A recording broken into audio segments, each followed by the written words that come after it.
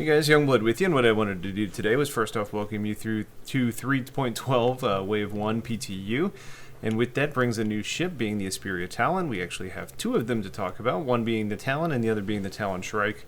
The primary differentiation here is that this one right here, the Talon, is more of the dedicated fighter where it's got a few guns and a few missiles, and the other one really sacrifices the firepower for more missiles, but we'll get into that in just a little bit.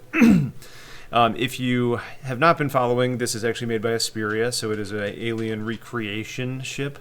It's actually made by humans for humans, but it was made to honor the original design of the Teverin, which were some of the bird people in the verse. You're probably gathering that between the name of Talon and the fact that it looks like a bird. This is a significantly smaller ship than the Prowler, but it does have still a little bit of length to it. There is a lot of superfluous design here that makes the ship feel a lot bigger than it is, because essentially the part of the ship that you're sitting in is the cockpit. There's no internals on this thing. So there are, these wings that are very expansive. When we actually get inside the cockpit, you'll see how all of this stuff articulates and moves, because it does have an impact and changes the design and, where you're able to be hit. Full disclosure, I haven't gotten into combat yet. I plan on doing a combat review follow-up video on this pretty soon. But my first concern is this looks like a lot of flimsy stuff that's just going to start breaking off, and I'm curious how much it's going to impact flight model. From an external design, I think it looks pretty cool. I like this translucent kind of wing wrap to actually give you more, lift when you're in atmosphere. So I'm presuming that this will be a pretty well-handling craft in the atmosphere. It does have this neat kind of carbon fiber texture on the paint job, which almost gives me hope that the Night Runner for the MSR comes back and looks a little bit better. You do have the maneuvering thrusters that are well placed that help to make this a fairly agile ship. Towards the front of the ship, you see this is the cockpit. Again, the Teverin design used cameras, so what you have inside of the cockpit is actually a viewport. You don't actually have physical windows, so we will see that in a moment as well. Weaponry-wise, here's your two gimbaled size 3 light strike cannons. So here's one of them, there's another on the other side. What that means is that you can actually swap these out for fixed size 4s, so running two fixed size 4s is a significantly better option. And then under the ship you have two size 2 missiles as well. I believe these are Tempests.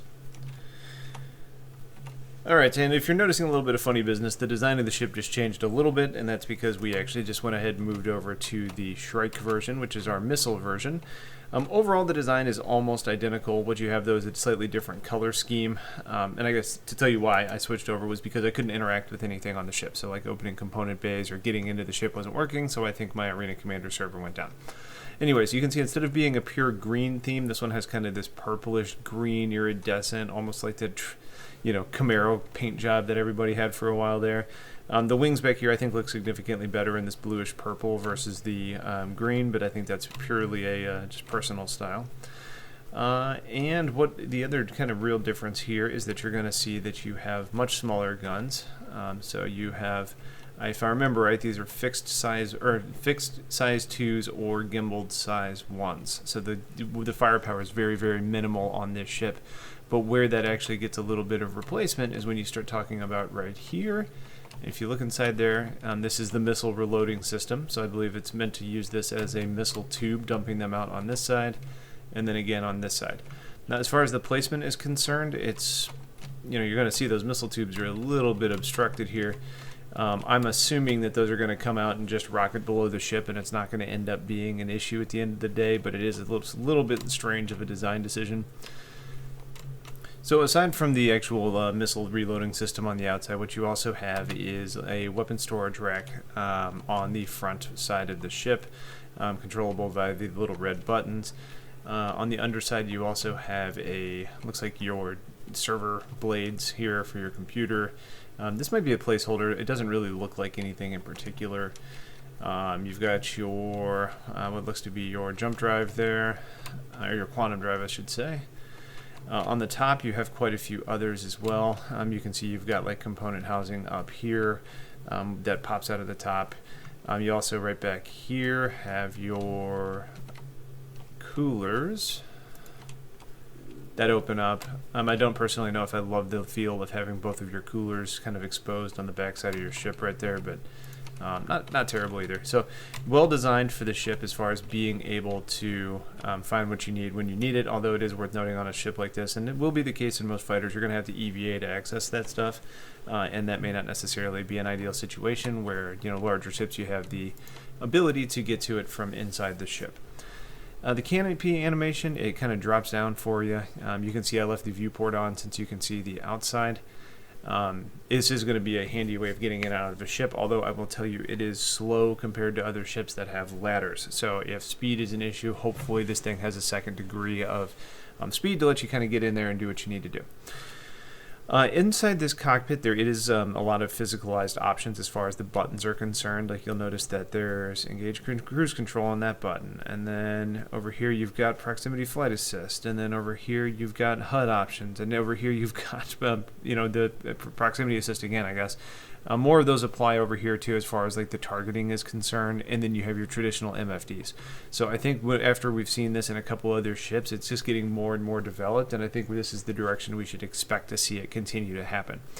As far as on this ship is concerned, as far as your components, I should say, mostly what you have on this is going to be size 1 military C grade. So like Regulus, Bracer, the All Stops, those are all going to be your military 1Cs. And that's basically what you have on board this ship. And those are the ones that you really need to worry about anyways at the moment. From a flight model perspective, it is zippy. It takes off pretty quick. It maneuvers very fast. The acceleration is strong. You do overheat faster than you would expect. The roll rate on this thing is crazy, and especially if you do kind of like a flip and burn, or if you just slam on the space brake, bust a 180, and start heading in the other direction, it's very quick to respond.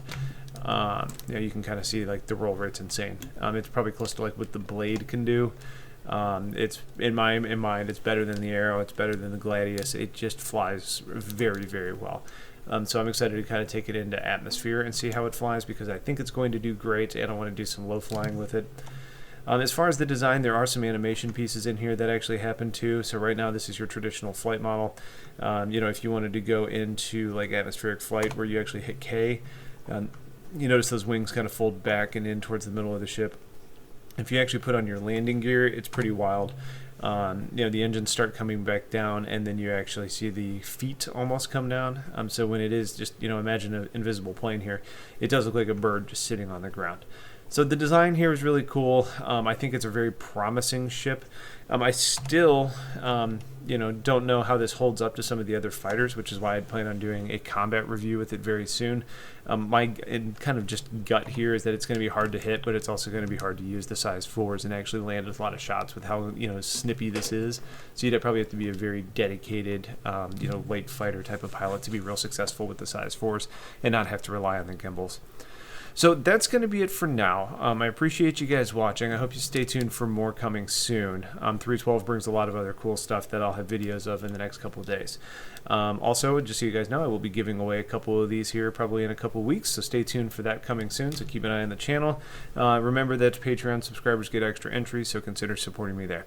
So that's it for now. Hopefully you guys enjoyed seeing the new ship. Stay tuned for more. Have yourselves a wonderful day, and take care.